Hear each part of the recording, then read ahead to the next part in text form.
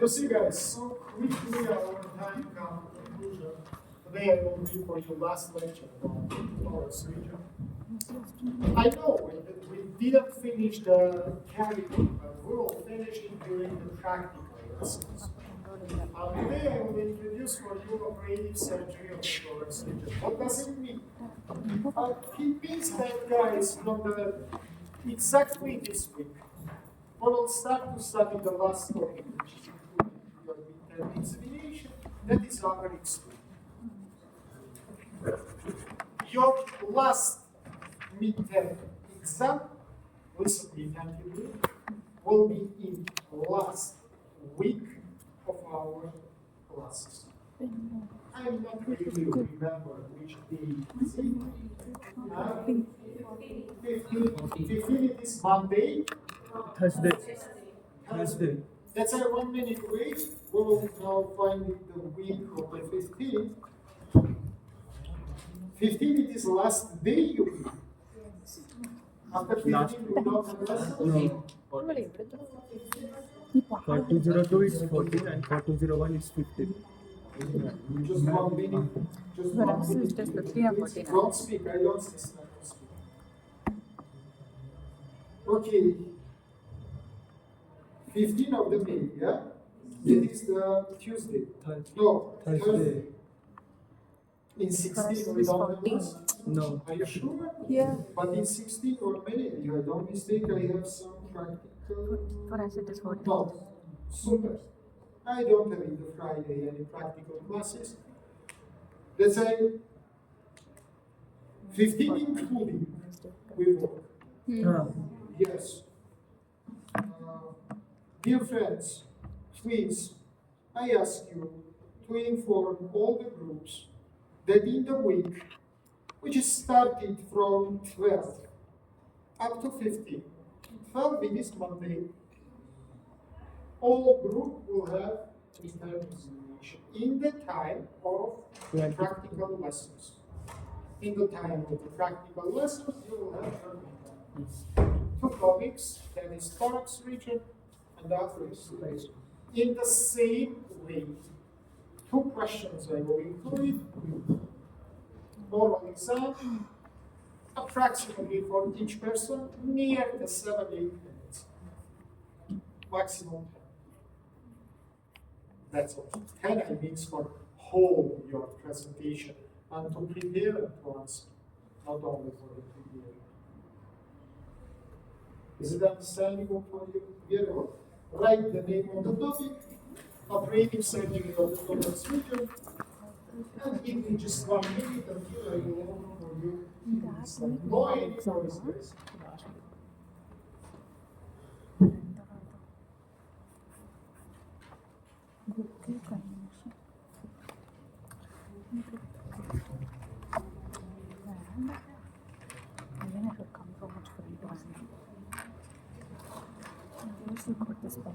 I say no any noise, guys.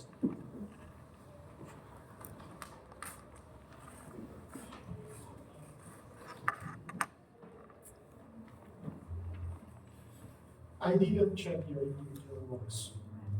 You know, all my previous week I have got stations. Fortunately, the weekends I also have a lot of problems. I will do it, don't worry. Little more or less, by the way, in this week, head of the groups, remind me or mail me, I don't know how you want, to give you the topics for the next your individual one. Don't forget about it.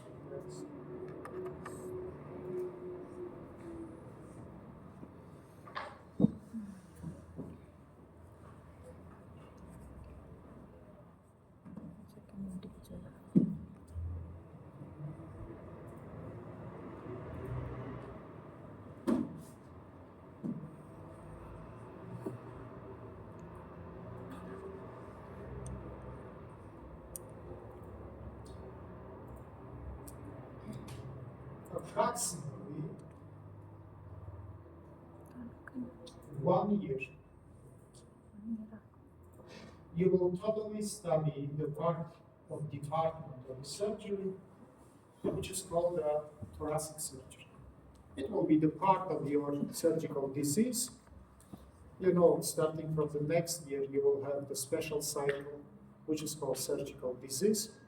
It is included all diseases which is treated by the surgical ways and which is divided into the several departments like abdominal surgery, traumatology, cardiac surgery, pediatrical surgery, vascular surgery, different departments.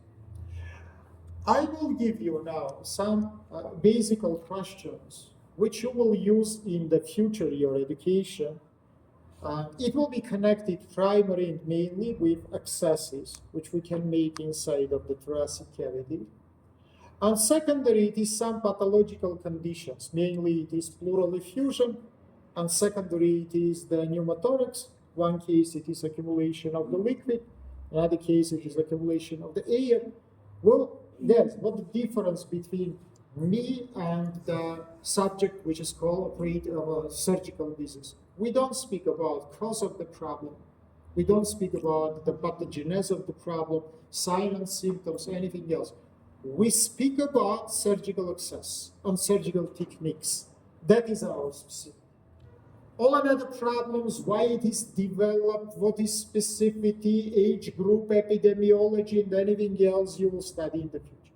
Don't forget that ablative surgery discuss two problems. Problem one we call surgical access. Problem two we call surgical technique. Nothing more. By the way, all these problems which I mentioned and all these problems which we will study, they treat it not only in the surgical ways. Usually they have the combined treatments, which is included in the pharmacological, some medicines, and together with the surgery. For one problem, more will be surgical component, less will be pharmacological. For another, equal or predominating. But anyhow, today it's hard to say anything which has treated by one single modality. Even the most simple problem, surgical, which you can mention, for example, appendicitis, majority of the cases, they need also some pharmacological also, assistance also. But mainly treatment, of course, and etiological treatment, it is surgical one.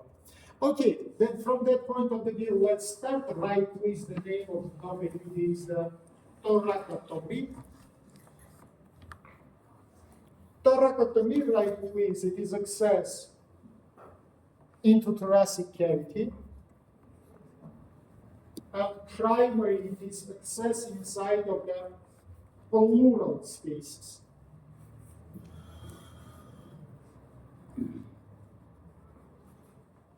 All right, please, according to the place of the location of the incision, there are three main forms of the thoracotomy. First one we call anterior lateral thoracotomy. Second one we call lateral thoracotomy. And third one we call posterior lateral thoracotomy. Anterior lateral, lateral, and posterior lateral. Right, please. Anterior lateral thoracotomy.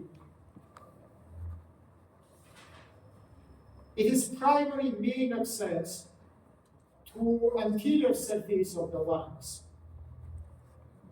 a root of the lungs, and to the anterior parts of the pleural. Position of the patient in the back. Usually under the shoulders, we put the pillow to make the extension for the thoracic cage and to enlarge intercostal spaces. Incision usually provided along the fifth intercostal space or fifth rib. 1 minute attention to me. Why I say intercostal space or rib? Everything will be connected with size of your incision. Guys, look to me. This is my fifth rib.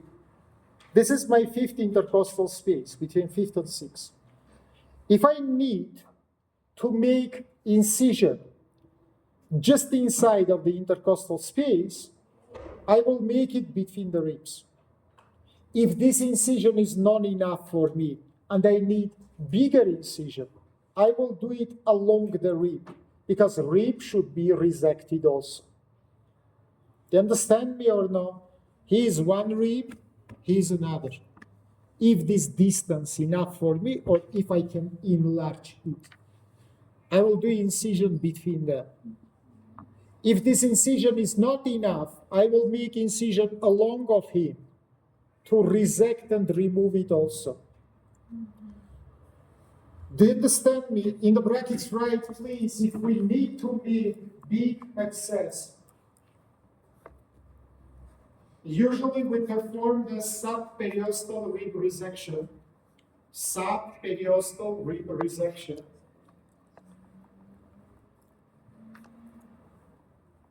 In the brackets, right, please, it is the choice surgery for the adults. My dear friend, why for adults? Why not for the child? Because children have the cartilaginous parts, which is possible to be enlarged by the hooks. Then ossification is finished, guys. It will be impossible to so much enlarge intercostal space to make enough access into the thoracic cavity. They lose elasticity. Let's say single, what can you do to enlarge this aperture? It is resection of the rib.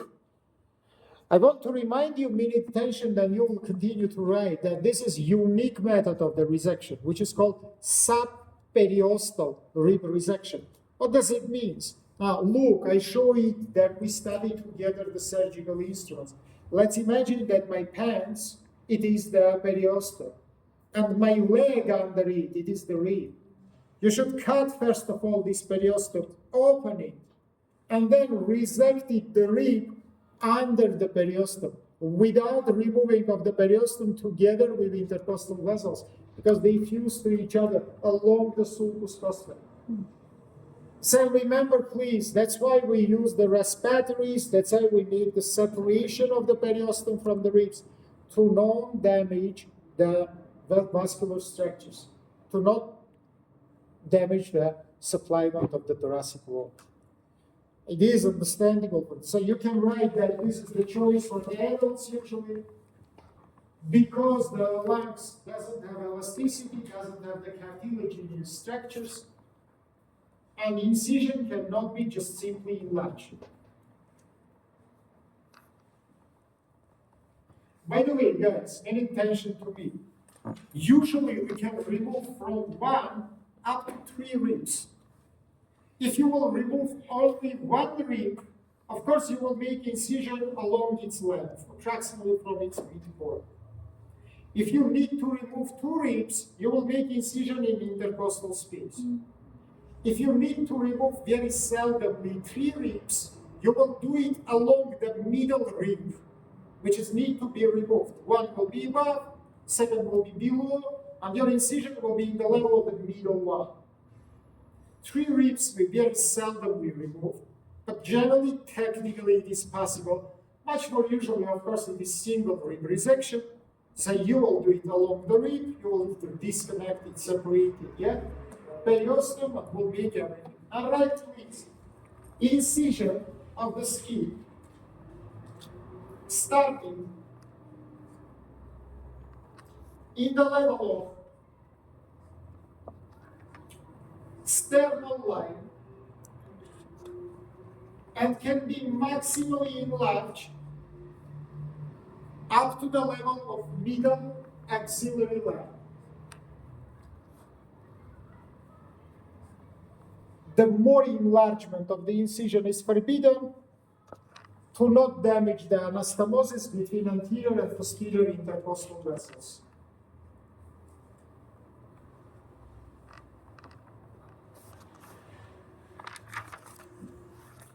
As I look to me, guys, this is the place of the starting of the incision. This is place of the finish. Why we call it anterior lateral? Because as you can see, you open not only anterior, but you open also the lateral wall of the pleural space. So you can make access into all these surfaces, yeah? Anterior and lateral surface of it. Great incision to open anterior structures, for example, tumors which is localized in anterior parts of the lungs, Or, for example, you need to make anterior access to the root of the lung to make some vascular, for example, the segmental resection, or, for example, the lobe resection. It's a very, very useful incision. Right, these advantages of it. Not so high traumatization of the structures. Widely opening of the pleural space. Easy isolation of the elements of the lung root. And generally access to the anterior lateral surface of the lungs and pleura.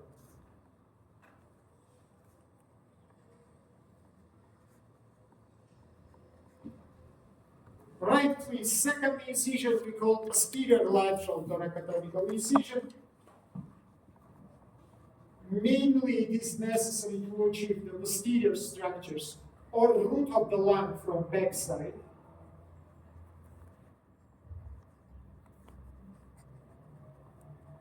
Again, approximately same position or little bit upwards, fifth or third, fourth intercostal spaces according to the topic of their pathological process which you need to operate.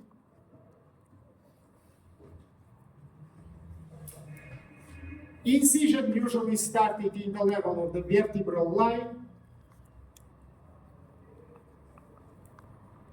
It is surrounding the scapula in the level of its inferior angle. It is the level of the fifth rib, as you remember. And it is reached maximally up to the level of the same middle axillary line. Sometimes it can be enlarged up to the anterior axillary line, if it is necessary.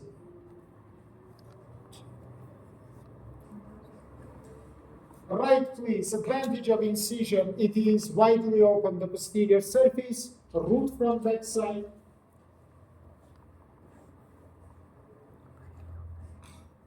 Disadvantage, it is more traumatical because in the posterior wall we have the bigger group of the muscles, usually more bleeding surgery, and the more chance to damage the anastomosis between anterior and posterior intercostals. Generally, guys, the surgeons who perform this surgery will tell you that usually much more bleedings we see in case of posterior because you're disconnecting more muscles, you damage anastomosis. Let's say you must be attentive. By the way, I want to remind you that inside of intercostal veins also we have negative pressure. Let's say the same embolism which we have in the neck region, we can have also in the region of the thorax. The more near you come to the thorax region, the more is possibility to form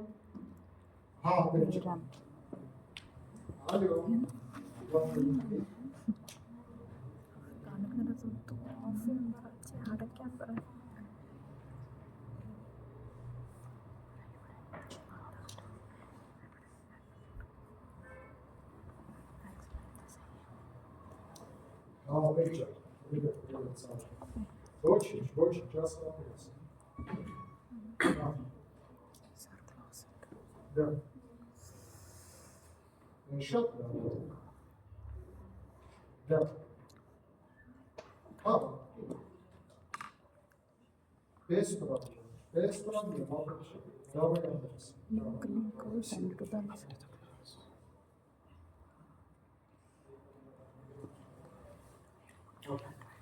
That's generally more traumatical comparable with the previous one. Right, please. The last incision, it is the lateral thoracotomy.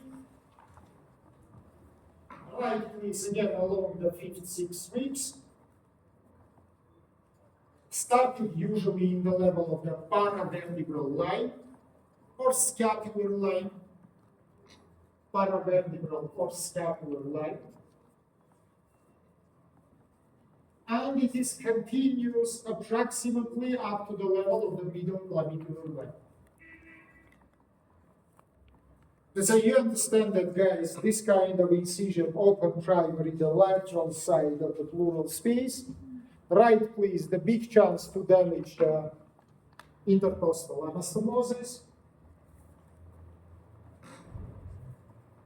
a not so big incision comparable with the previous groups. The position of the patient in the side with the pillow under the side of the opposite side. Under the opposite side. You can see the picture.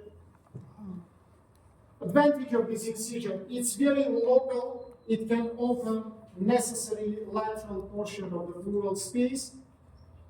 Disadvantage is not big and can have the bleedings during the damage or the mentioned anastomosis.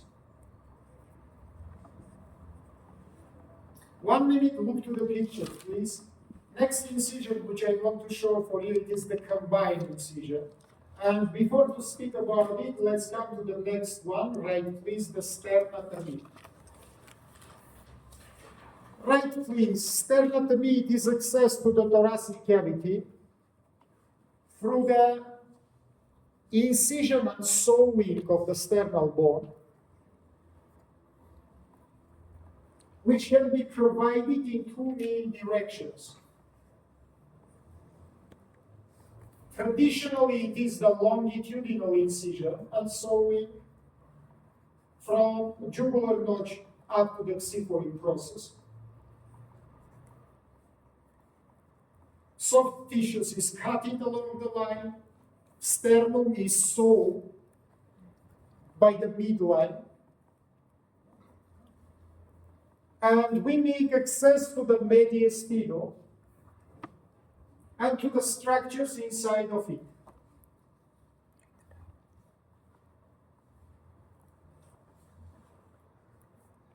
Less usually we use the horizontal sternotomy. It is provided approximately from the midpoint of the sternum, 1-2 finger below the sternal angle, approximately level of the 5th, 6th ribs.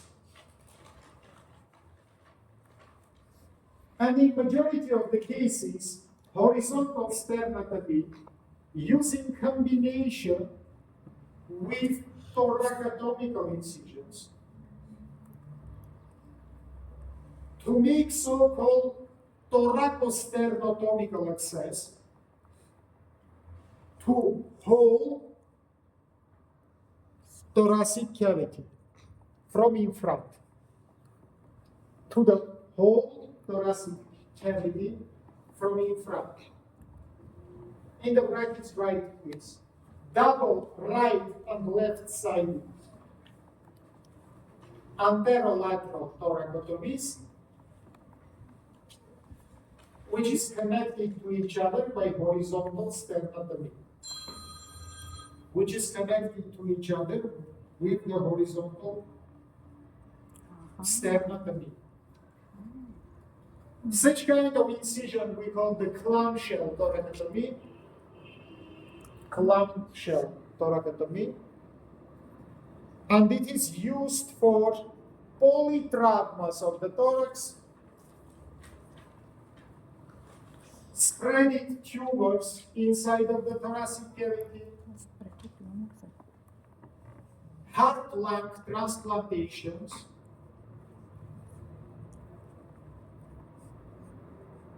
and some other causes which is need to open both these compartments together. Both, I mean, pleural spaces and mediastinum.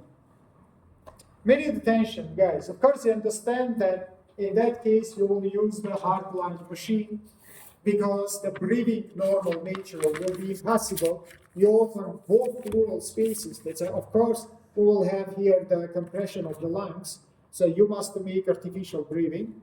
And of course, you will use the cardiac legia to make the temporal arrest of the heart work. Otherwise, such kind of the incision will not give any benefit for you because the person will be dead.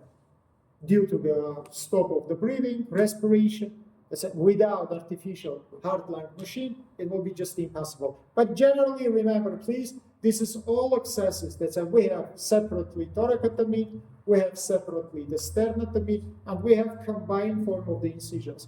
The thoracosternotomy we use together. Is it understandable for you? Very well. Great. Now write, please, next topic. It is the suppurative mastitis. Right, please, it is the purulent process inside of the breast, which is happen during the lactation in the last trimester of the pregnancy, and which is the caused by the acute inflammation inside of the breast tissue, primarily associated with abnormal drainage of the breast from the milk. 1 minute attention to me, guys. Before we will start to speak about specific times and forms, of course, again, I tell you, my subject is not directed to teach you how the problem is caused, what is etiology and pathogenesis. We will speak mainly about access and technique of the surgery. But primarily, let's make a little bit introduction. What is it? Jeszcze. Lekcja jasna. Да, jeszcze. Rozumniczka, to prawda.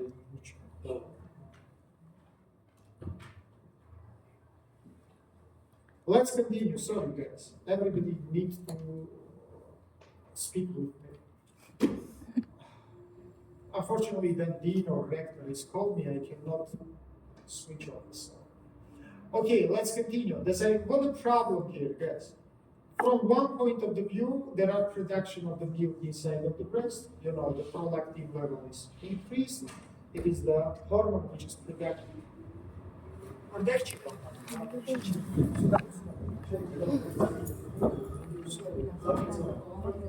This is the problem which is connected with the special hormone regulation. You know, your adrenal hypophysis produced the prolactin, and your hypothalamus produced the oxytocin, which is necessary for the injection.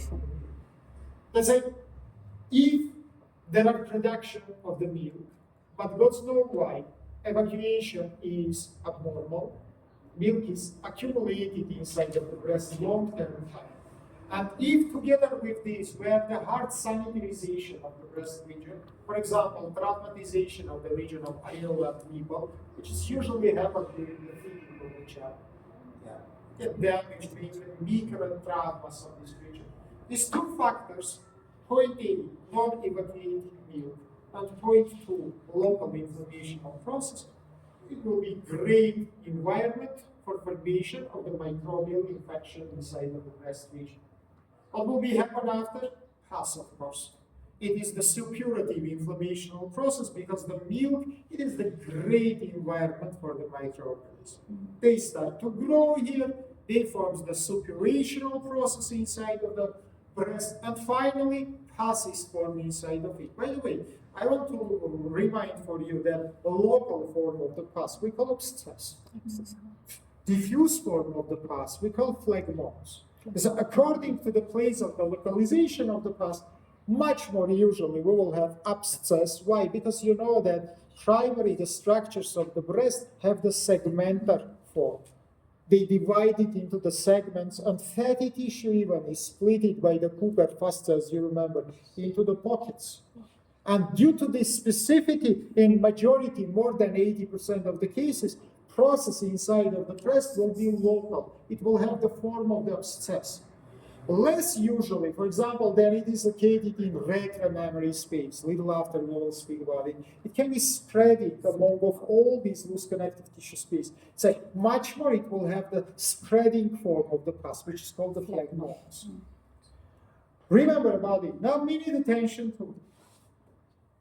Despite the final place of localization, it can be forever. Because you know that the pus has the proteolytic ferments, it can perforate its soft tissues. And finally, guys, it is the physical rule. Liquid will be accumulated in the place with the lower pressure. Despite this, anyhow, pus is originated inside of the breast. That's why the process is called mastitis. If it will be originated in another place, we will call it in another way, like carbuncles, furuncles, hidradenitis, anything else. Why I attract your attention to this problem? Good question. For example, let's look at this picture. Here you can see different localizations of the pus. In front of the breast, inside of the breast, behind of the breast. And if the surgeon is not clever, guys, it will treat only final localization the surgeon will treat only the final destination of the pus, but will forget to make the treatment of the tissue of the breast. Do you understand me what the problem? Let's imagine that pus from the breast come to the fatty tissue. And you don't recognize that this is mastitis. You just open the skin, you drain and clean the subcutaneous fatty tissue, but you don't make the responsible necessary treatment inside of the breast structure. It will be happen after. After the short time, the new place with new pus will be originating. Because process inside of the breast is not stopped. You just find the final destination of the pus, but you don't find the origin of its localization. From what region it is started from breast. Doesn't important where is finally it is located. Do you understand? They say, right, please, according to the final localization of the pus, it can be divided into the several forms. Number one, it is so-called subcutaneous mastitis. Subcutaneous mastitis. Open the brackets and write, please. Pus finally localized inside of subcutaneous fatty tissue between the surface of the Kruger species. Type number two, it is intramammary mastitis. Intramammary mastitis. The brackets right, please. Pus is accumulated inside of the mammary gland in one or several lobes of the gland. Pay attention to me. Of course, primary it will be originated in one lobe. But then simply, due to the proteolytic same qualities, it can perforate in the septus, which is dividing the lobes from each other, and from one can come to another, up to total, for example, including for all breast into the pathological process. That also can be happen. Of course, you will do your best to prevent such kind of a trouble, because it can be lose of the function of the organ. But anyhow, then we speak about second form or intramammary form, main place of the spreading of the pus. It's not out of the breast, but it is inside of the mammary gland. Right, please. Form number three, we call galactophoritis. That is resembled to the first one, subcutaneous one, but this is the pus in the region of areola and nipple. This is the pus in the region of areola and nipple.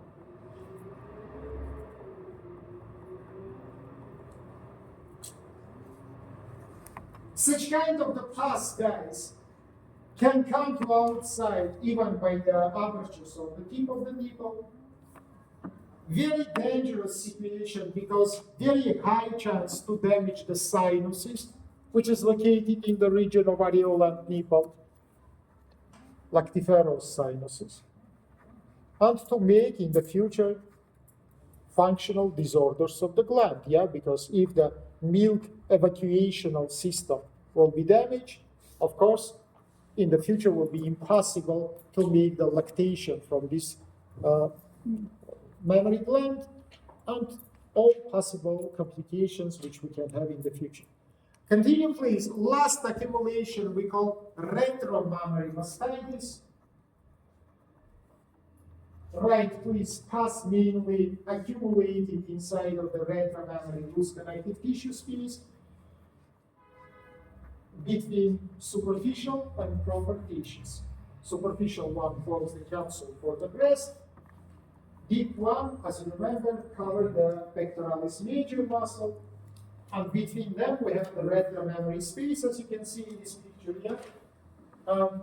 In that form of the mastitis, pus will come to this space. Now you can say me, guys, how it's happened. Now look to me. Let's imagine that this table, this is the breast with its capsule. Now, if the pars primary will be in front of the breast, I means near the anterior wall of the capsule. Much more usually, it will perforate its anterior wall and will come to the fatty tissue. If it will be in mid-side of it, much more usually it can be spread inside of the mammary gland. If it will be near the posterior wall of the capsule, more possibility to perforate the posterior wall and come to the retromammary space. So remember, please, usually the spreading way connected with primary localization of the infectional source.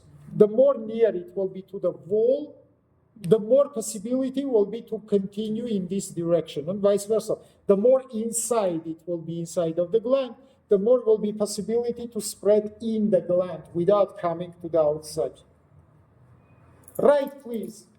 Surgical treatment for subcutaneous and galactophoritis. Right, please. For subcutaneous form of the mastitis, skin incision located in the place of the maximal tenderness of the tissues, maximal swelling of the tissues, and form of the incision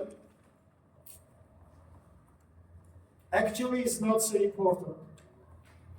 Yeah, direction of incision actually is not so important. Why, guys? Pay attention to me. Because this is incision which doesn't open the gland structures. You come just only to subcutaneous fatty tissue. Inside of the fat, we don't have glandular structures. Pay attention. If you need to open the gland, the best incision, it is the radial incision. Like the localization of the structural units. You remember, it has the radices direction, and the lobes has the radial direction. But then the pus finally localized inside of the fatty tissue. Your primary first skin incision is not necessary to open the gland by itself. You need to open subcutaneous abscess. Idea is understandable for you. Right, please. By this incision, we open the region of abscess. We clean it. You can clean it by mechanical ways, by physical ways, by chemical ways.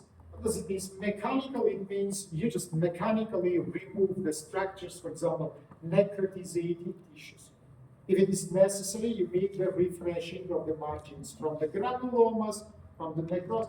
The chemical way, then you use the different kinds of the solutions, yeah?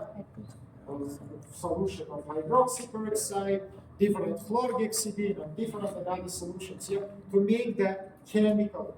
You can use the physical way of the cleaning, where we need attention, like the drainage.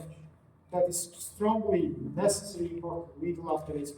And finally, you can make the biological methods of the antisepsis. It is the using of antibiotics. All these cleaning methods, mechanical, chemical, physical, and biological, you will use to achieve your goal, yeah, to make the decontamination, otherwise to clean the space from all microorganisms. But we need attention to me. Now let's imagine that we completely clean, wash, drain this final destination of the pus. But we must find the source of it. As I told you before, source is located inside of the breast. So what you should do, you must find the communication which is connected this subcutaneous fatty tissue with the tissue of the breast. Usually you can do it using the probe. If you will insert the probe deeply inside of the space, you will find the channel which is communicating the space. How we do it? You little bit press the breast and you see the leaking of the pus from the breast into the final place of its destination. And according to it, you can find the other way which is make connection. Now, what do you make after this? Again, using your finger or probe, you make the connection of the final destination with the breast tissue. So you inserted your finger, for example, from the subcutaneous substance inside of the breast. What after this, guys? Now look to me. Your finger become to lobe of the breast. As you remember, we have 20 lobes inside of the breast. Now, what is your now main goal? First of all, to clean this place. Again, mechanically, physically, chemically, biologically, how you want. And second, now let's imagine that this and that person, it is two septas, which is separating this lobe from the neighbor. I must palpate both these walls. And if I will find any apertures, it means from this lobe, pus is spreading to another lobes. What I should do in that case, by my finger, I will mechanically destroy both these septas and will enlarge this space to make again the cleaning, to make again the washing, to make again the using of different kinds of metal switches. How much you can see? Up to find intact walls. Then I find it intact walls, it means I localizated the process. Process is not spreading more. But consequently, guys, you enlarge and enlarge the cavity inside of the breast. And finally, it will make impossible to make the drainage of this cavity through one small skin incision, which you used previously. That's why if you see that sizes of this aperture come more than in 4 or 5 centimeters from the side of your incision, it means you must make counter aperture. What does it mean, counter aperture? By your finger, you find it the most far region in this artificial cavity from your primary incision. You inserted your finger and try to maximally provide it far from the primary incision. And then you push your tip of the finger from inside to outside to see protrusion on the skin in which place you need to make your incision. This counter incision now, guys, strongly you will provide it in the radial direction. Why? Because instead of the first one, in case of the second one, you will open the capsule of the breast. You will go inside of the breast. And you remember that ducts, structures which is inside of it, have the radial direction. Let's say if first your incisional form, it's not actual and important because you don't enter inside of the breast by your incision. Second one, strongly, will be in the radial direction to not damage the structural units inside of it. And what after, guys? After the physical rule, you take in your home the bottle of the Coca-Cola. For example, you make one small aperture and try to remove the liquid. It will be not possible. Part of the liquid will come, negative pressure will be formed inside of the bottle, all another liquid will. What you need? Second aperture. Then you will make second perforation by one aperture. Air will enter inside of the bottle. Positive pressure will be formed in the bottle. By second aperture, liquid simply will. That's it. Now, by these two apertures, you make the drainages. One tube you insert it in one aperture, because if you will not insert it the tube during the short time, the tissues will be slipped to each other, guys, and we will close the communication between environment and between intra-mammary regions. So you inserted the tubes, something like this picture, which is showing for you. Well, for example, this is primary incision.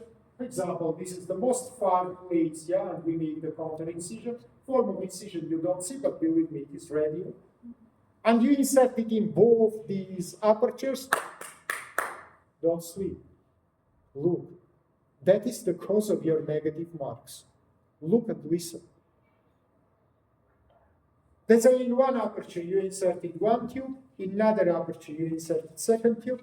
By one aperture, mainly upper, air will be entered inside of it. By another aperture, the liquids will go out. Or you can use the sucking machine. In that case, if you will connect it with some active sucking equipment, it will be not important, yeah, from which aperture to evacuate it, from upper one or from lower one or anything else. It is understandable. So you can write or remember, guys. that from enlarged cavity inside of the breast, you evacuated, first of all the pus. You detected the walls of the lobes. If they damage, you make the rupture of them by your finger. And finally, from the farthest point of this big artificial cavity, you make the new incision, which is called on the rupture. From the farthest point, from your primary incision, you make the new one, which is called on the rupture. Now, minute attention here, guys. You can see here the radially directed incisions, and the first one and the second one. You can see it has the radicis direction.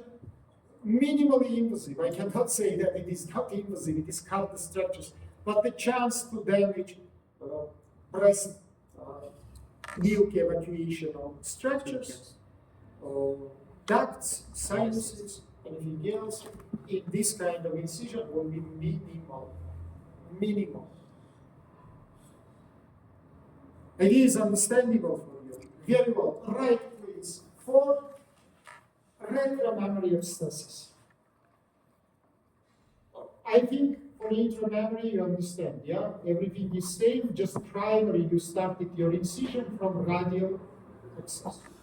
Because primary, for example, you make ultrasound, you find it that pus is located inside of the breast. They say from the place of its maximal localization, you make the radial incision, you open the breast, and all another steps is same. You clean, you wash, you touch to the walls. If it is necessary, you destroy them and enlarge the space, and finally you make the counterrupture.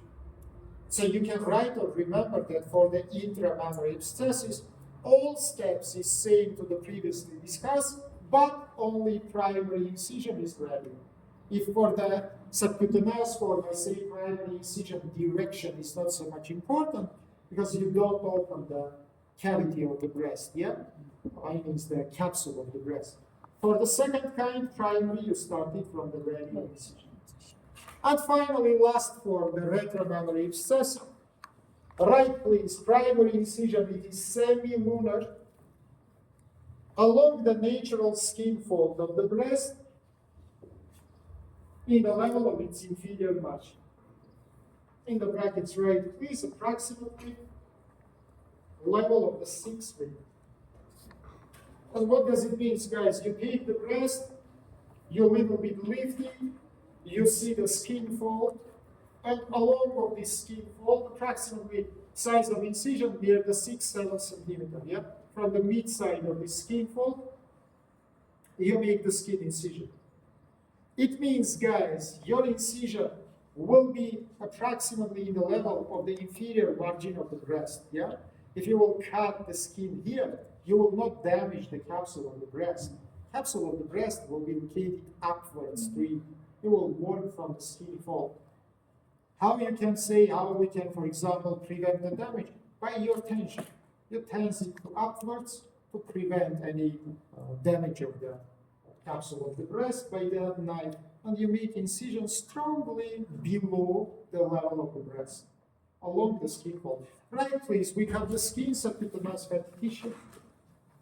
And immediately here in the fat, guys, pay attention to me, you will see inferior margin of the breast capsule. Because it will be here, it will be finished here. Now what you should do, your assistant must put the hook, must lift this capsule, and you will go behind the hook. Immediately behind of the capsule of the breast, we have retromammary space, which is located bluntly or shortly. You make the separation of the fasces, maybe due to inflammation. They can be fused to each other here. And immediately behind of the breast, you enter inside of the retromammary space. Now look so beautifully and understandably, now everything will be for you. Absolutely same to what we say for subcutaneous form. Just in subcutaneous, you enter from the skin side, now you enter from behind. But all the steps will be same. Primary, you treat the final destination, then you find communication with the breast. Because you again understand that pus is not originated yet. Pus is come to this region from the breast. And inside of the breast, all manipulations is same. Again, clean the lobe, again, palpate the septus, again, if it is necessary, enlarge the aperture, again, finally make the counter aperture. That's it. Your primary incision will be semilunar.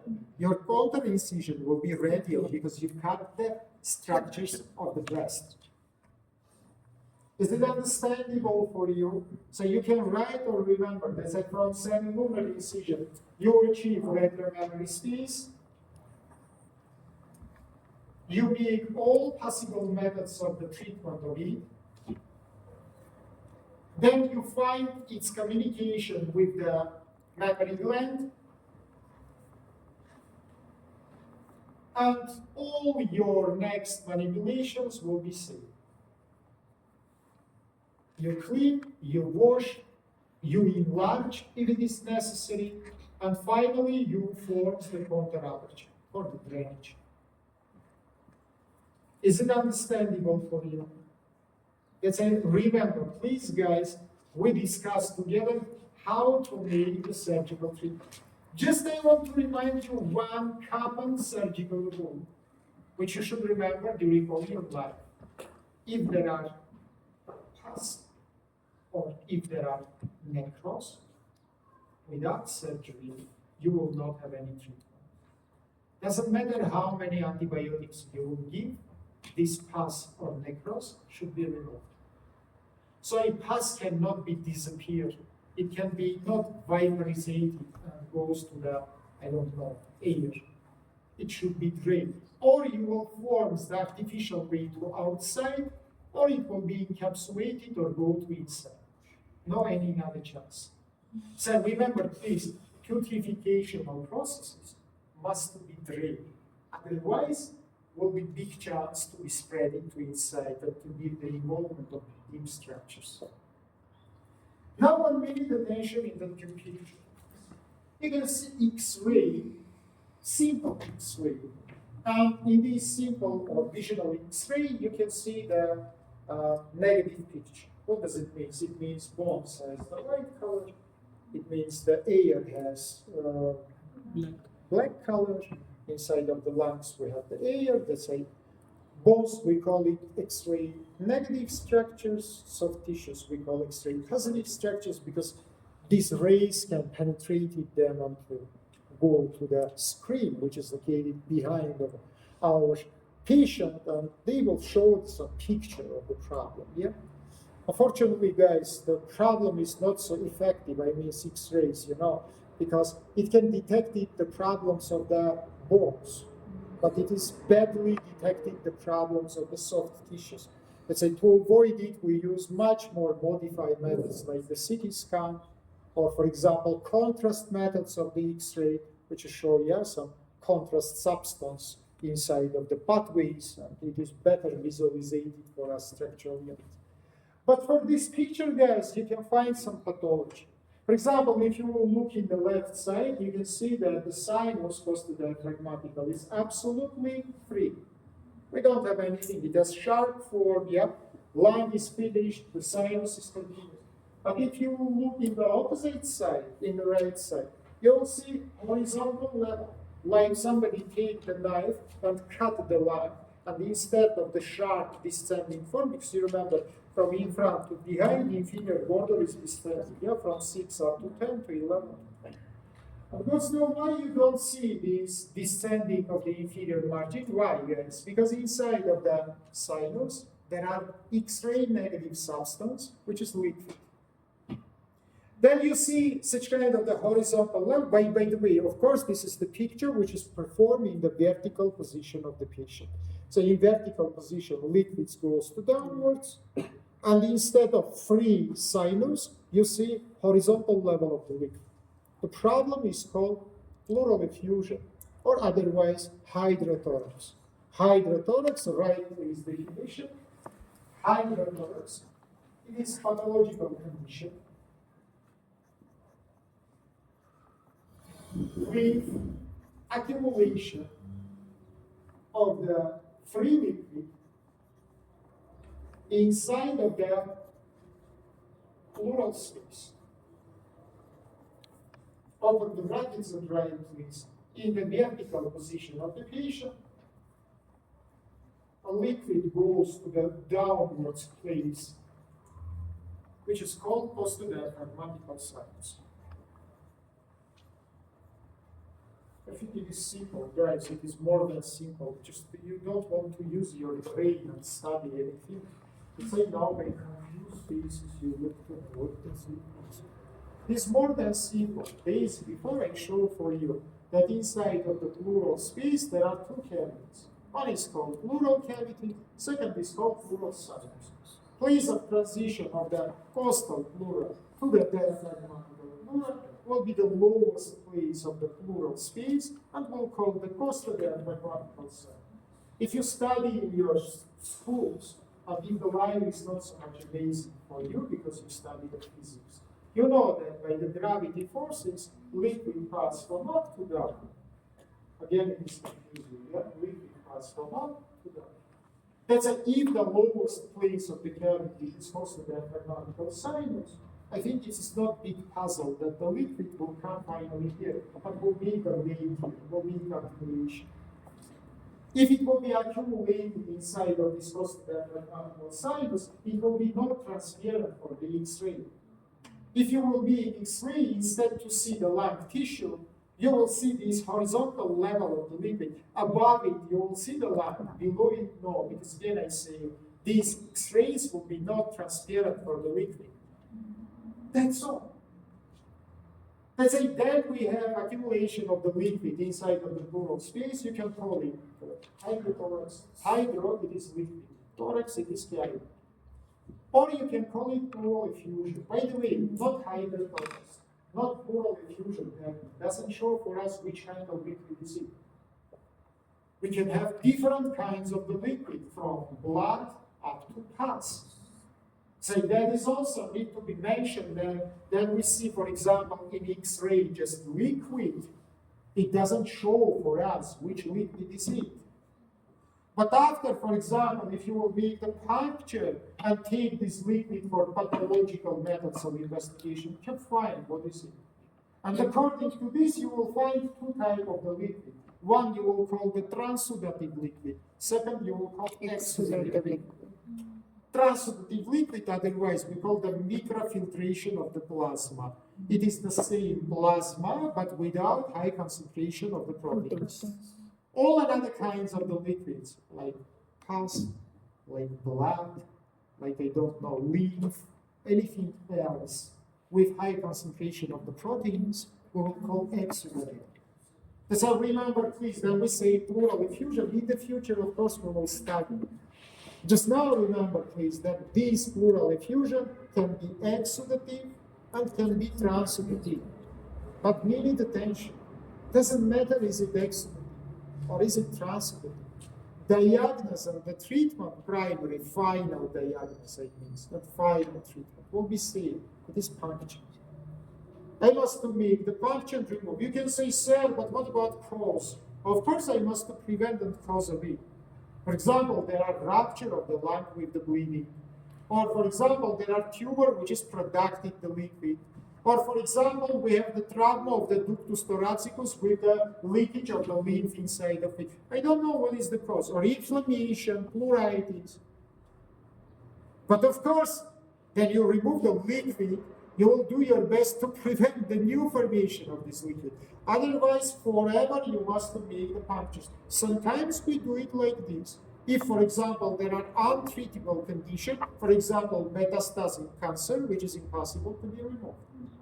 But if you will not remove the liquid, finally it will make the hypertension into the heart and into the opposite and this side lungs, with the collapse of the lungs and with the shifting of the heart, which can be mortal. Unfortunately, in that case, palliatively, we just will make the puncture time to time to evacuate the liquid. Of course, it will make huge electrolyte imbalance because a lot of the electrolytes will be lost, proteins will be lost. It can decrease oncotic pressure. Again, I say you, in the future, you will study all complete common treatments. Now I must treat you. I must be teaching only the puncture techniques. Now, write, please. If the person have the consciousness, if it is not emergency problem, puncture we perform usually. By the way, before you look at this, I show another methods of investigation, ultrasound, for example. It is, of course, horizontal position. Let's say instead of costodiaphragmatical sinus, you can see that liquid is accumulated inside of the costomediastinal sinuses. Yeah, for example, this transition collapse. Same, you can see the CT scan. Again, you can see liquid which is primarily accumulated in the back wall. But again, I say it is the horizontal position. So different methods of investigation show for you amount of the liquid. By the way, these methods can give you a chance to measure how much liquid is in. So you can simply measure, understand how many milliliters, for example, or liters. I want to say that inside of the pleural space, we can have up to 4 or 5 liters of the liquid. It's a huge amount. So this is a big problem. We need to know how to treat it. Right, please. If it is not emergency, position is sitting, and the patient little bit move the body to in front. Why, guys? Because in that position, we will have maximal accumulation of the liquid in costodiaphragmatical sinus. Right, please. Puncture of the liquid should be provided in 7-8 intercostal space between middle axillary or posterior axillary and scapular line. Middle axillary or posterior axillary and scapular lines. Many attention to me. Why in this region? Because you remember I told you that along the middle axillary line, up to the level of the 9 rib, why we say 8 intercostal space? Because this is 9 ribs. That's or 1 rib above, or exactly in this level, 7 centimeters space without the lungs. Because sinus, as you know, it is potentially free space. Yeah, it doesn't contain the lung tissue. So why we choose this place? For 2 cases. Case number 1, in sitting position, liquid will be descended here. Case number 2, no lungs. So you can make, of course, after we will study that nowadays usually we make the tubal drainage. Let's say we inserted the tube approximately much more upper in 4 intercostal space by middle axillary line. Why, guys? Because after you descended the tube into the downwards, and you use the sucking machine. In that condition, it's not so much important in which place you will insert it. If you will descend it to the costodiaphragmatical sinus and will use the active drainage, of course, in that case, guys, anyhow, liquid will be accumulated. But we show now how to immediately remove the liquid without active drainage use, just due to the gravity forces. So the more downwards you will make your incision, puncture, the more will be the chance that you will achieve your goal and will remove the necessary liquid amount. Right, please. Inside of the mentioned intercostal spaces, we make the local anesthesia by infiltration of the space by the anesthetic.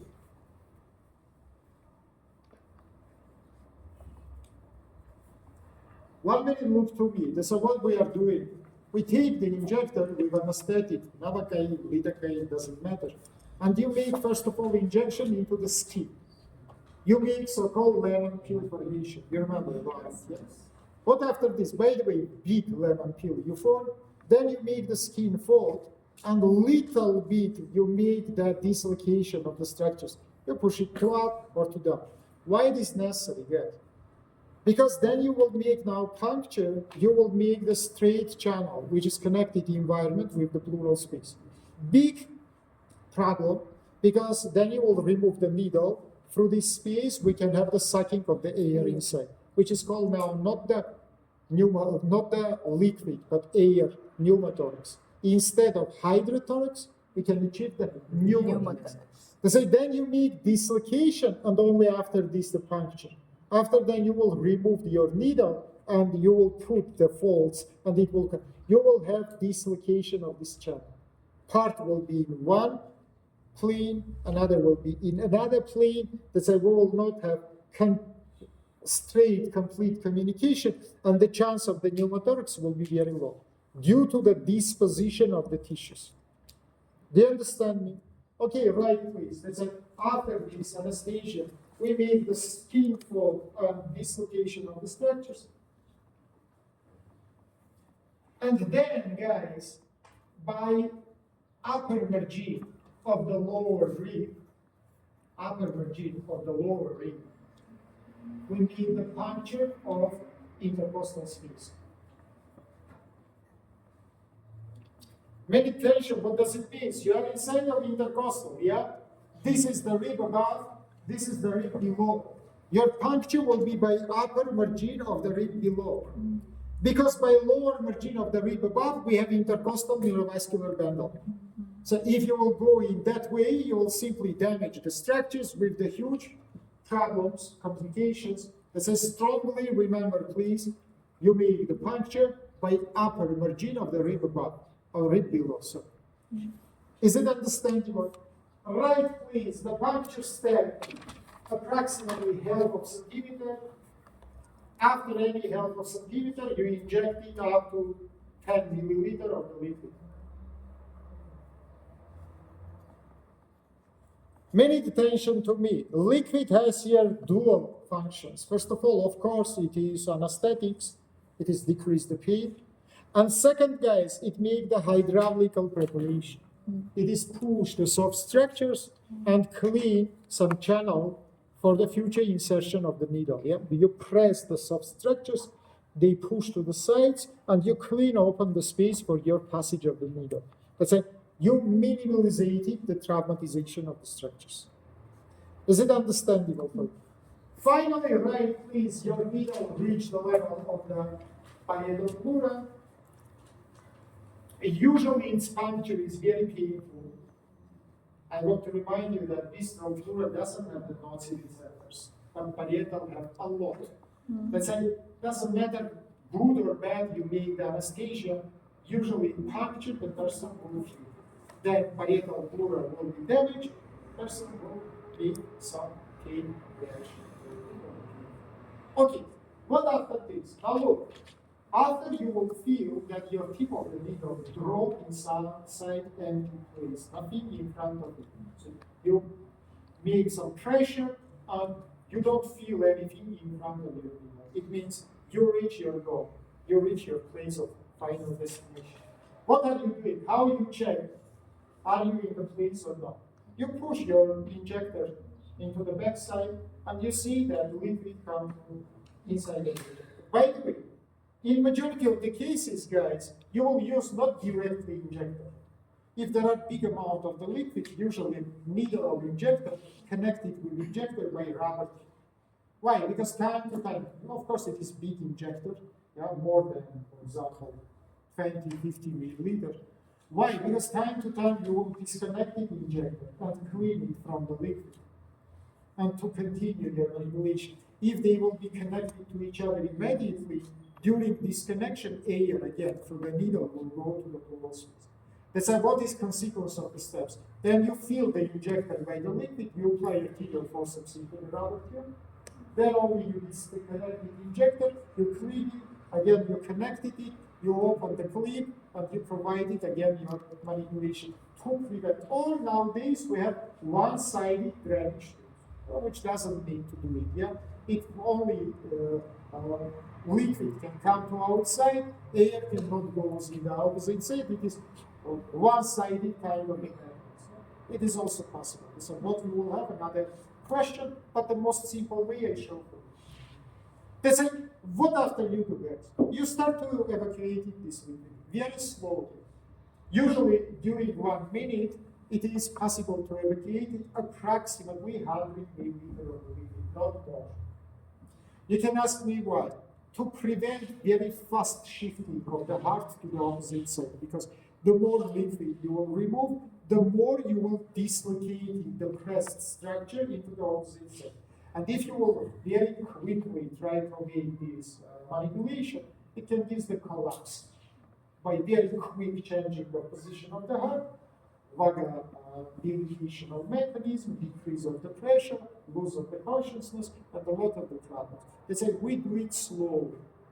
And what is important, guys, during one day, to prevent any metabolical changes, you must remove not more than 1 liter of the liquid. It's like if we remove more than 1 liter, first of all, huge changes of the position, and second, huge amount of the electrolytes will be used, guys, during this, and again, it can make the big problems. So remember, please, per minute, not more than 100, usually 50, 60 milliliter, and during the day, not more than 1 liter of the liquid. This is important to remember. By the way, which kind of the complications I can achieve here? If you will insert in your needle more than necessary, you can perforate in the diaphragm, and your needle can damage the liver, because as you understand here, we have here the angle, yeah? And immediately under of this angle, we have the liver. So if you will insert in your needle much more, that's what does this much more? Then you see that liquid come to inside of your injector, don't provide it needle more. You reach your destination, that's enough. The more you will insert in the needle, the more will be the chance to damage the abdominal structures. For example, with formation of intra-abdominal bleeding. Is it understandable for you? So remember it, please, this is important. By the way, then you start to evacuate the liquid a little bit during the time you try to push your needle to the backside. Why? Because the more the pressure will be decreased, the more this leaflet of diaphragmatic altura will become to your costal wall. Then it is full by the liquid, the space is enlarged. The more liquid that's why usually you use the ultrasound guide. Yeah, you put the ultrasound sensor to see, for example, the position of your needle. This guide will prevent the formation, the perforation of problems here. Or if you don't use the guide, you must be very sensitive. You must be very careful, and you will try to push it back. How much? Up to, for example, have evacuation of the liquid. If you see that liquid didn't come, means the needle aperture located in soft tissues, not inside of the cavity. Push it a little bit more.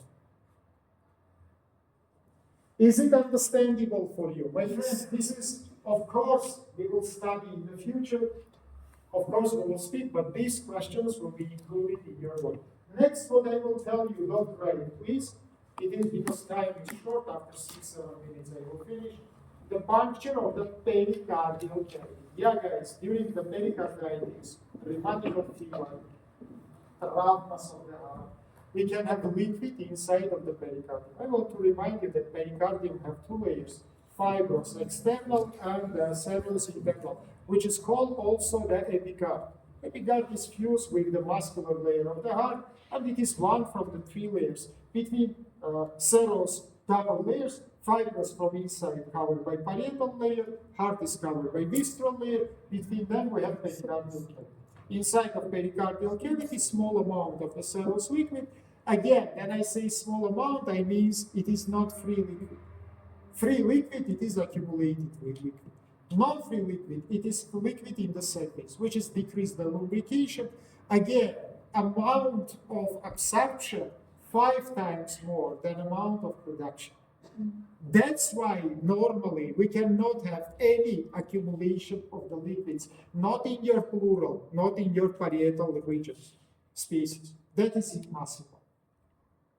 We are constructed in such a way to have more absorption than production. So normally we cannot have here any accumulation. What does it mean? Abnormally, usually inflammation or some traumas.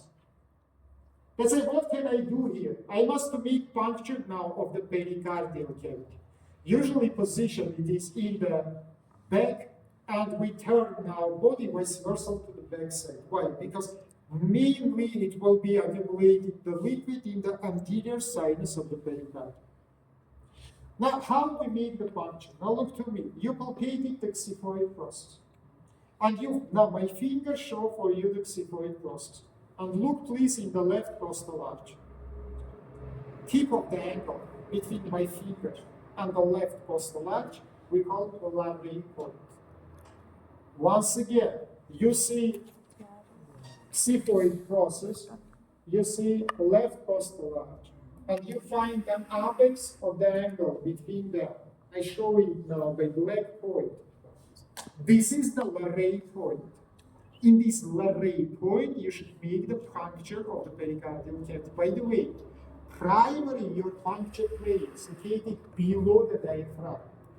That's why you will make the puncture from the abdominal region, then you will go to the peritoneal region.